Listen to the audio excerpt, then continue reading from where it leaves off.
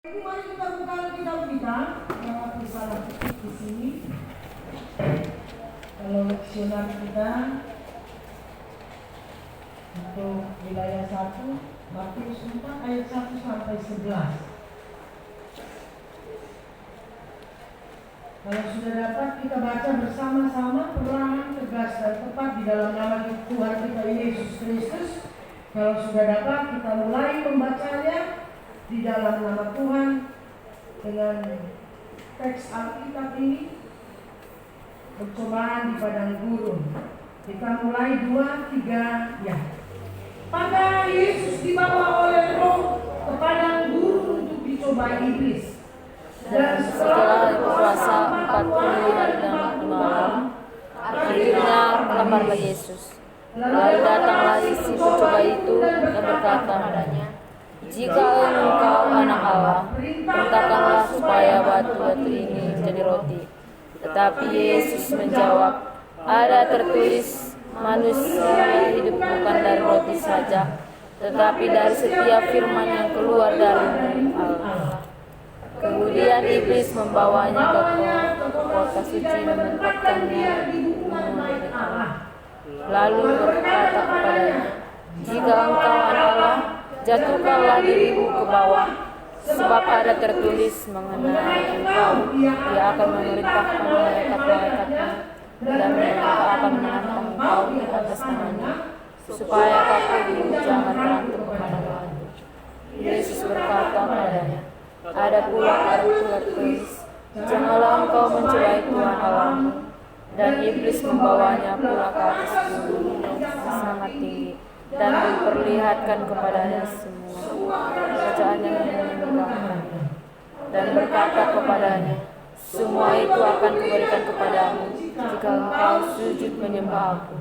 Maka berkatalah Yesus kepadanya, "Menyala iblis, sebab ada tertulis, engkau Tuhan Allahmu, dan hanya Dia sajalah engkau mengikuti." Lalu Yesus meninggalkan dia, dan lihat, malaikat-malaikat datang melayani Yesus. Amin. Saudara yang terkasih di dalam nama Tuhan, saya pikir kita semua dari kecil sekolah diperkenalkan oleh orang tua sebagai instansi pertama, institusi pertama.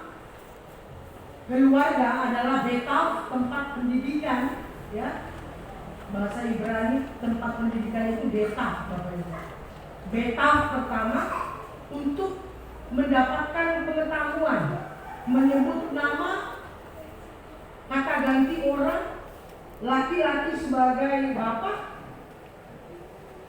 kata ganti orang perempuan sebagai ibu di dalam rumah tangganya.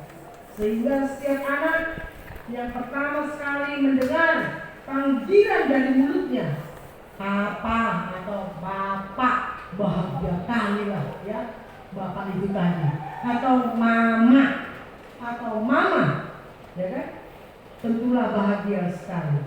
Saudara, pengenalan sampai kepada pengetahuan, sampai kita yang Indonesia ini masih menggila-gilakan sertifikat, ya kan? Kalau nggak ada sertifikat nggak laku kerja. Mau itu kerja buruh harian lepas sekalipun. Tamatan apa? Tujuannya apa? Mungkin UMR, UMP, keuangan ataupun yang disebut kos, supaya hidupnya setiap hari boleh tidak menderita hanya karena untuk sesuap nasi.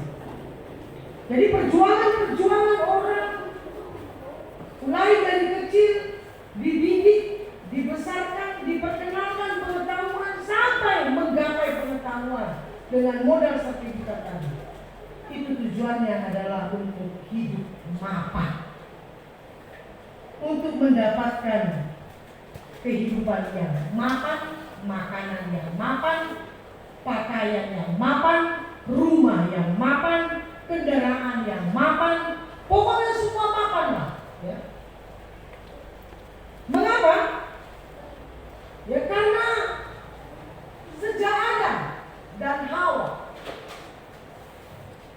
Ketika Kejadian 1 ayat 26 sampai 28, Kejadian 2 dimulai dari ayat 17, 18 sampai 24, dan Kejadian 3 ketika Roh Allah mengatakan semuanya bisa kau gunakan, semuanya makan bagimu, semuanya adalah untuk kamu, kecuali ini, jangan pohon dan buah pengetahuan itu. Maka datanglah ular tua itu, kan begitu ya.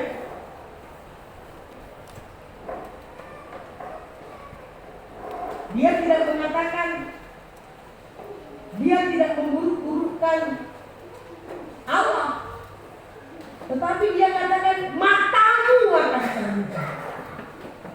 Makanya, ambillah, maka kamu akan melihat.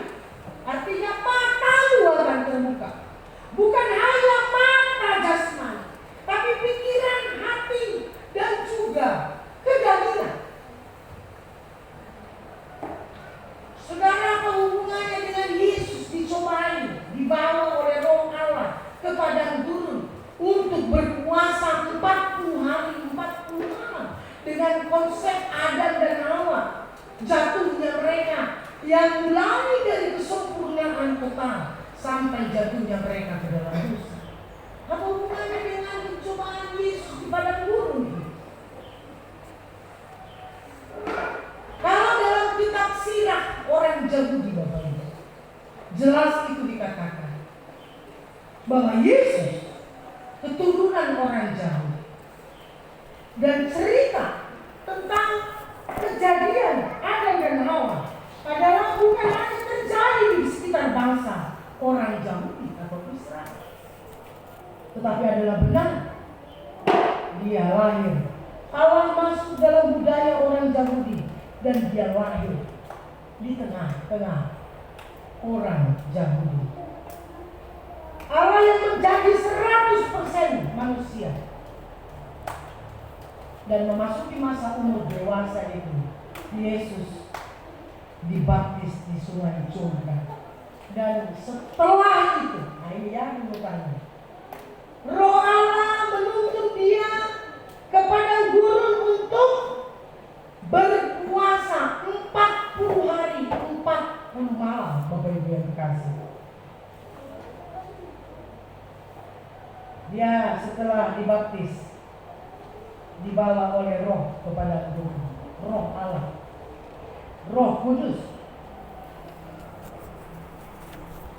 Ibu bapak yang terkasih,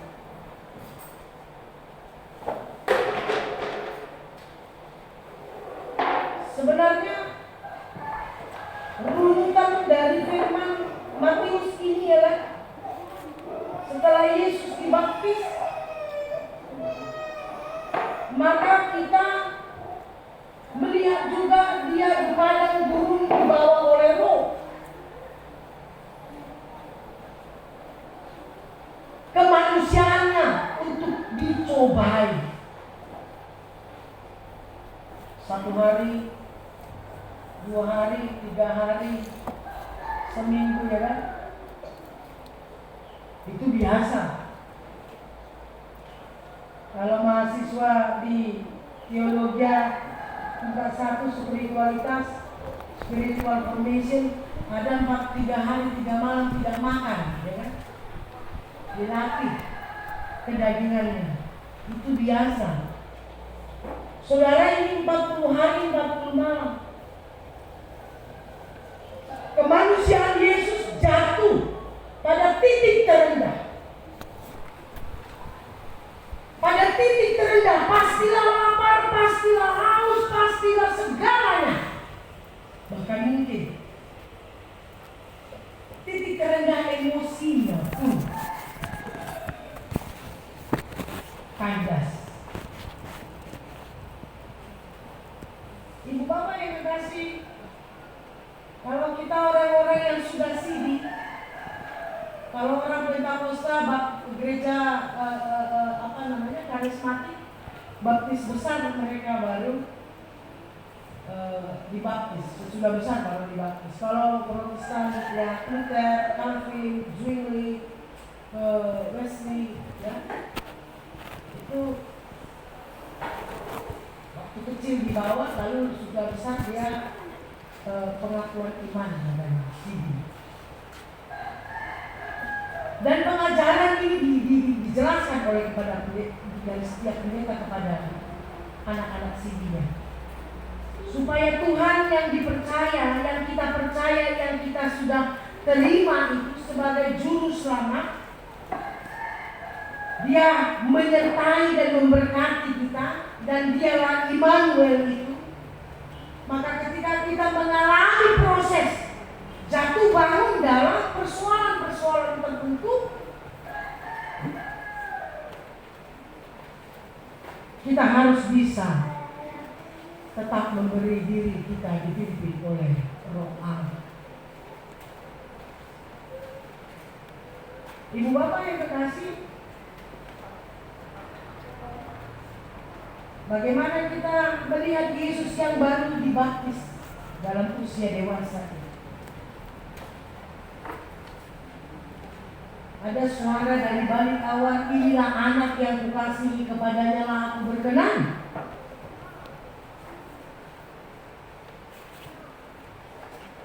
Pada titik terendah kemanusiaan, Yesus yang 100% adalah Roh dan Allah serta 100% manusia. Pada titik pencobaan di padang gurun 40 hari 40 malam ini Dia berkuasa, dan titik terendah dari kemanusiaannya ini Dia tandas, dan datanglah iblis itu. Jadi tahu ya, iblis itu datang kapan? Pada saat kemanusiaan mengalami ketandasan, mengalami stagnasi, Dia datang untuk menawarkan kemudahan, menawarkan segampangan, menawarkan untuk hal-hal yang gampang didapat.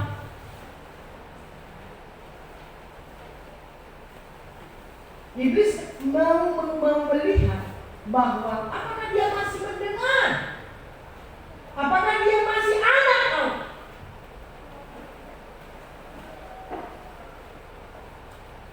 Ketika aku menunjukkan hal-hal idolatri,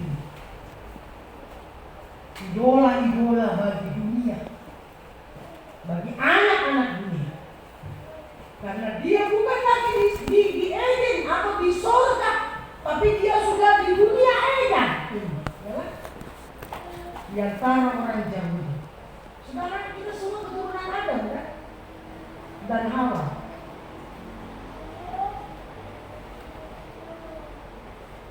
Dan kita semua adalah anak-anak Allah. Apalagi Yesus.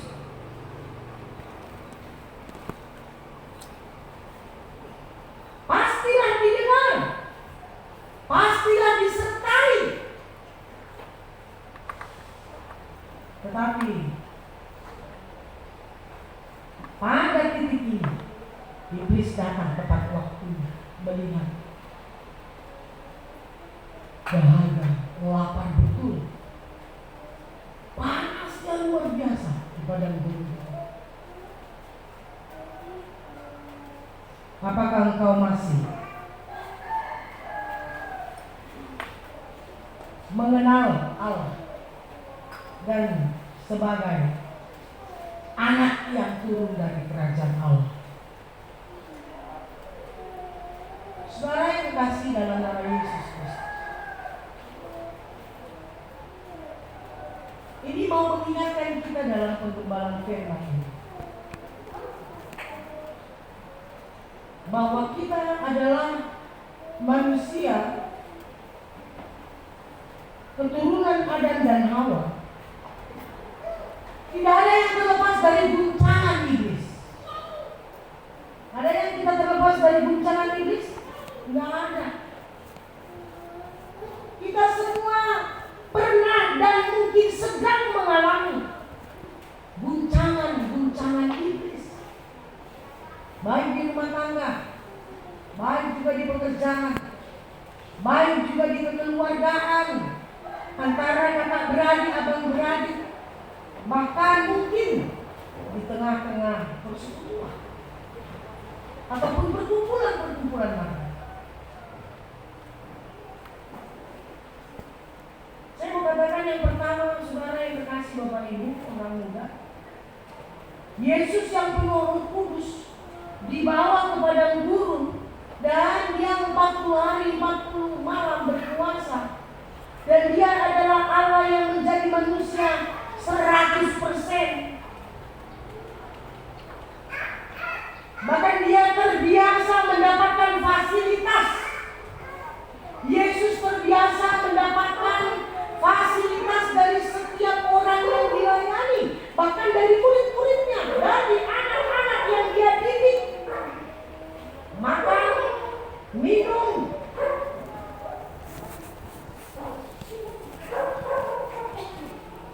ada waktu untuk mungkin tenang.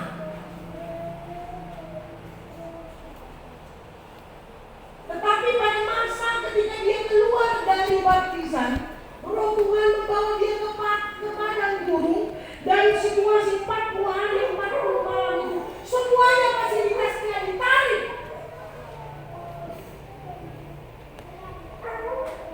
Bisa kita bayangkan kalau itu diri kita, Bapak Ibu. Kita biasa naik sepeda motor, biasa bawa mobil, mungkin mobil kantor, ya kan? Mungkin mobil kita yang sedang kreditan, ya kan? Satu waktu kita semua apa yang kita nikmati itu ditariklah. Fasilitas yang biasa kita nikmati itu ditarik. Bisakah kita membayangkan ini?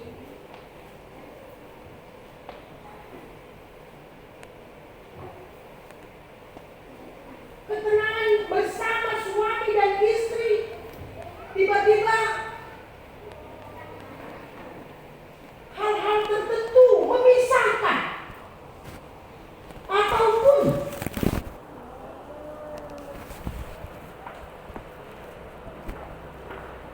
firman ini juga mengajak kita seolah-olah kita berada dalam situasi yang terendah. Bisakah kita membayangkan ini? Masih bisakah kita bersyukur? Inilah peristiwa padang gurun, Bapak Ibu.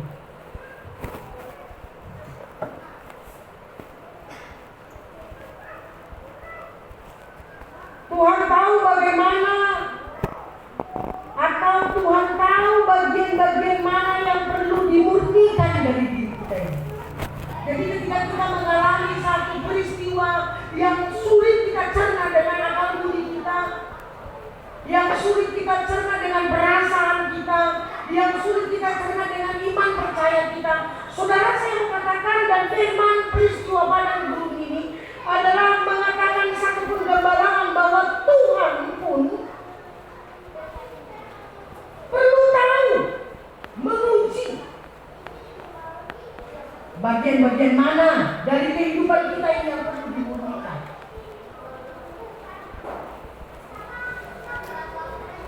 Israel, Bapak Ibu, di Sinai 40 tahun, 40 tahun.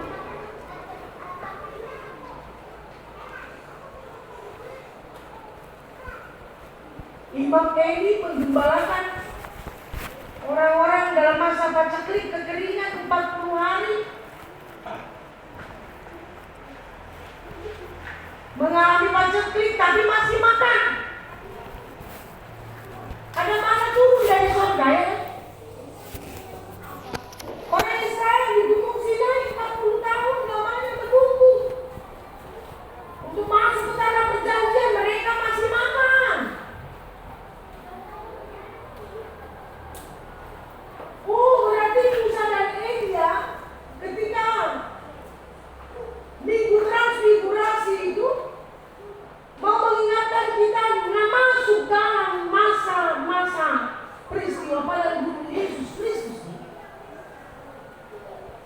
bahwa Musa, Elia, Imam Eli masih menikmati makan walaupun cekak-cekak, kata orang kafir ya. Ngampeyung nggak usah-usah.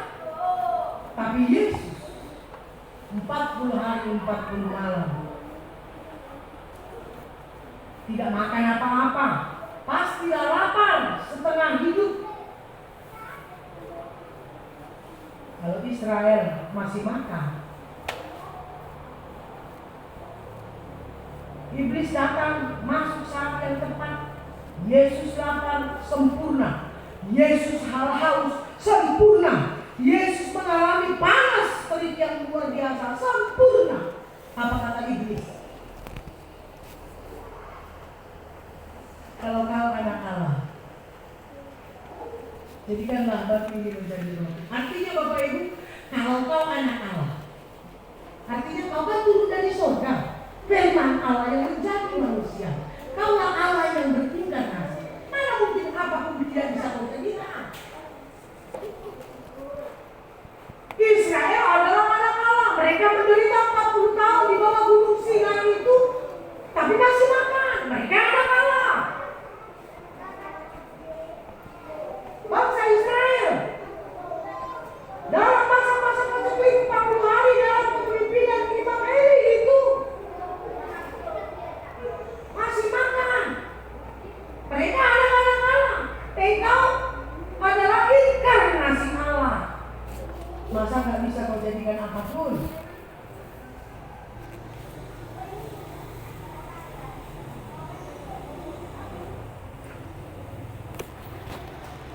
Saudara yang kekasih,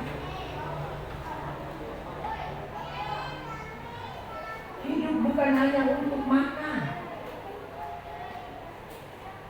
tapi banyak yang lain yang harus kita kerjakan, yang lebih berguna dari makan.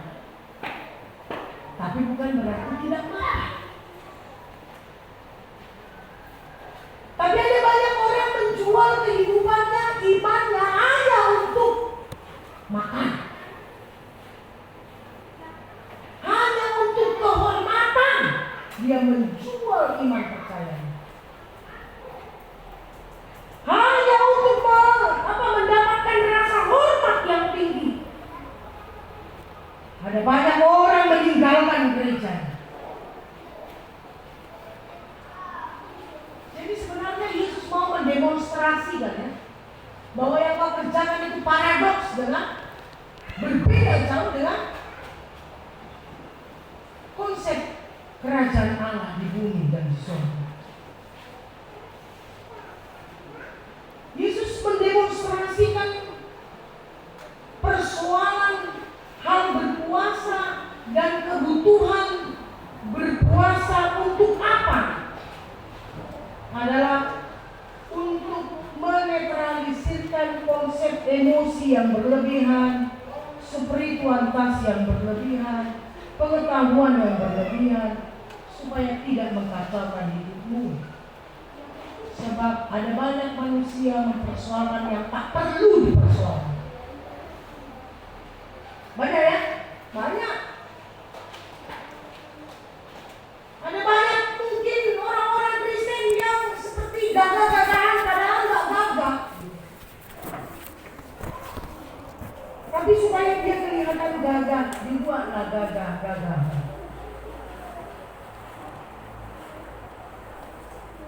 Bukan maksud demonstrasi yang seperti ini yang mau Yesus katakan kepada kita.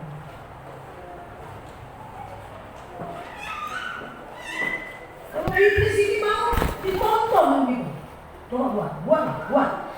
Kau mana Allah? Gitu ya. Masa kau nggak bisa mengubah? Kau kan Allah yang jadi manusia. Masa kau nggak bisa mengubah roti menjadi batu ini menjadi roti? Hebat kali iblis ini kan? Engkau kan anak Allah, Allah yang turun, Allah yang menjadi manusia. Jatuhkanlah dirimu dari hubungan ini, pasti dia akan mengutus dengan cepat malaikatnya dengan 1000 sayap. Engkau tidak akan tersangkut.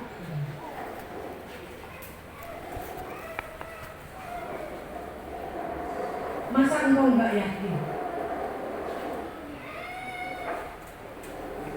Dan terakhir dia mendemonstrasikan iblis itu kepada Yesus. Ya, ada jalan. Lihat tuh.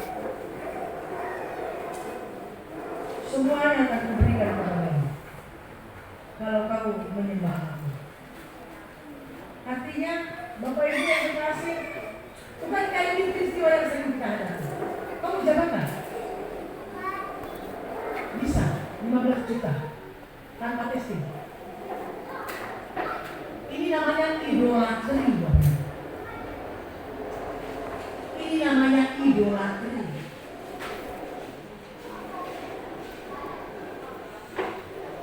Uang, jabatan, kekuasaan yang selalu dipakai iblis untuk menjadi idolatri manusia yang malas.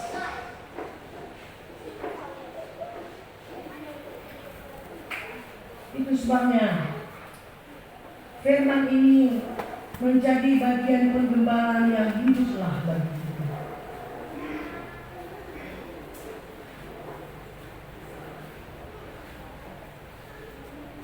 Jadi semua dikatakan kepada kita supaya kita tidak mengalami kekacauan yang begitu sesat.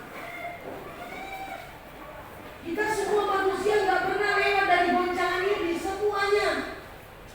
Tapi demonstrasi yang diceritakan oleh Matius dalam kesaksiannya atas hidup Yesus ini supaya kita besok dan hari ini dimulai tidak kacau terlalu dalam.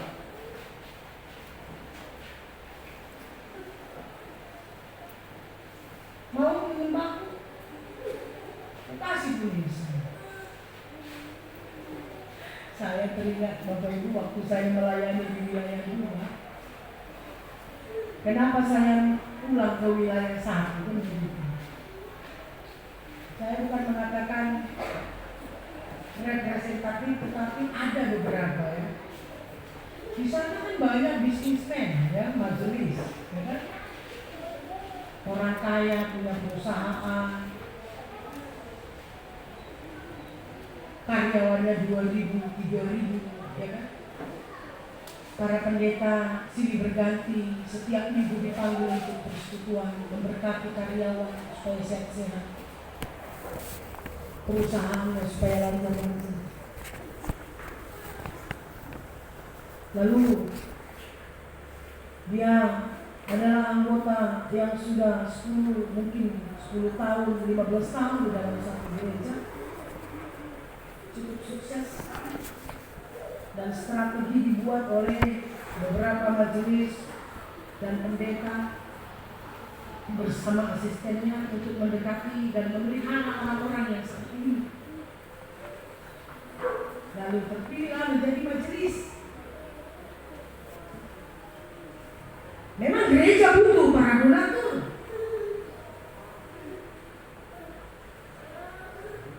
Itu tidak bisa dipungkiri. Sedangkan organisasi STM perlu dana ya. Tetapi ketika menjadi majelis, Bapak Ibu yang terkasih, otoritas di perusahaan, bahkan wadah otoriter itu masuk ke dalam gereja. Mulanya memberi ucapan syukur, memberi anak-anak pendeta dilengkapi sekolah yang ini, satu ketika semuanya diatur oleh masih kurang lebih 3.000 karyawan. Kenapa? Karena persoalan idolatri. Kenapa Yesus mencari kuasa politik untuk misi kerajaan Allah? Gapok ya. Iblis kali ini di hal ketiga ini gapok. Gagal total secara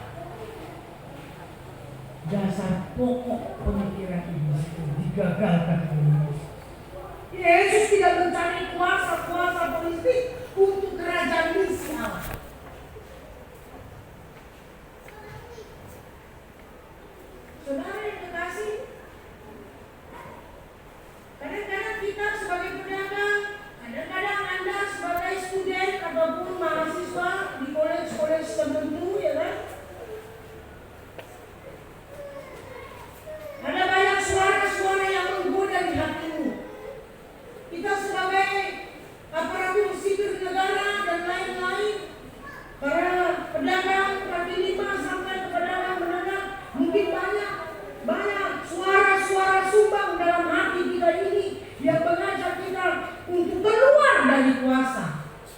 Allah, tetapi memegang idolatri.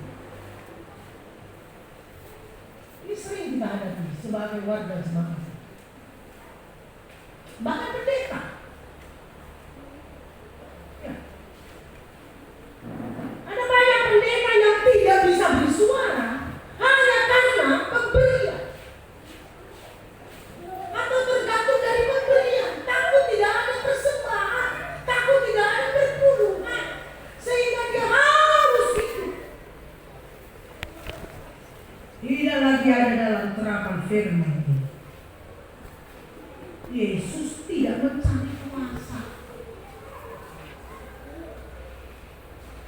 Gereja tidak mencari kuasa, gereja mencari komunal, komunium sanctum.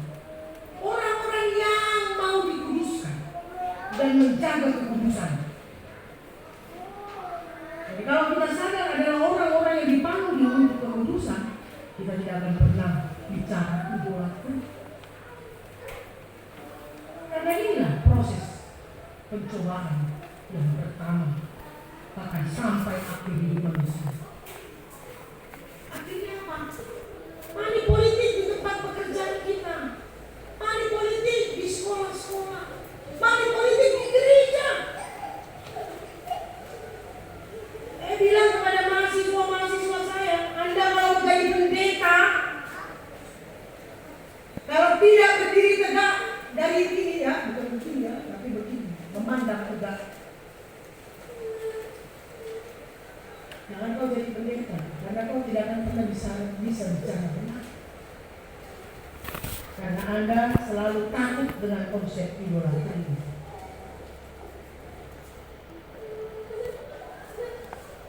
Jadi Bapak yang terkasih, apakah Yesus ketika ditawarkan dunia ini dengan kemudahannya, dia tunduk? Tidak. Ayaw do nama bayon, ayaw do apa namanya?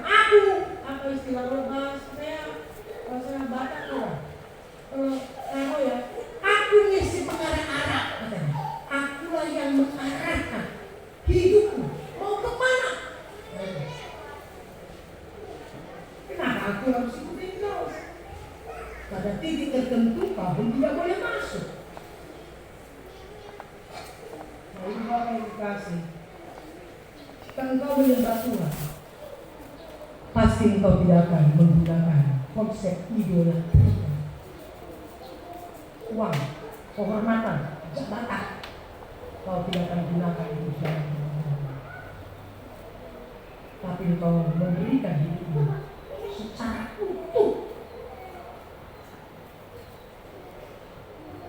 Benar Yesus butuh makan ketika dia sebagai manusia 100%. Memberitakan kerajaan Allah, Injil kerajaan Allah. Tetapi bukan berarti dia bisa dibeli dengan konsep-konsep idolatri. Kemenangan padang gurun menjadi satu keteladanan yang hidup bagi kita.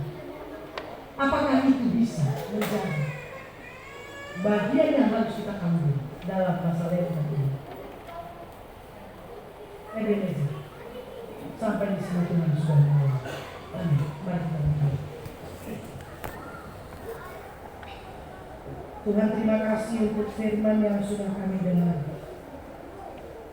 Bahkan penerjemahan yang sederhana. Kiranya kami belajar merefleksikannya, sehingga apa yang kami baca, kami terjemahkan dalam pendengaran firman ini. Kami bisa sama-sama menjalani masa-masa lenten ini sebagai orang yang takut akan Tuhan. Kami akan menjalankan sakramen perjamuan kudus. Tuhan pimpin kami dan memberkati kami. Dalam nama Yesus Kristus Tuhan dan Bapa. Amin.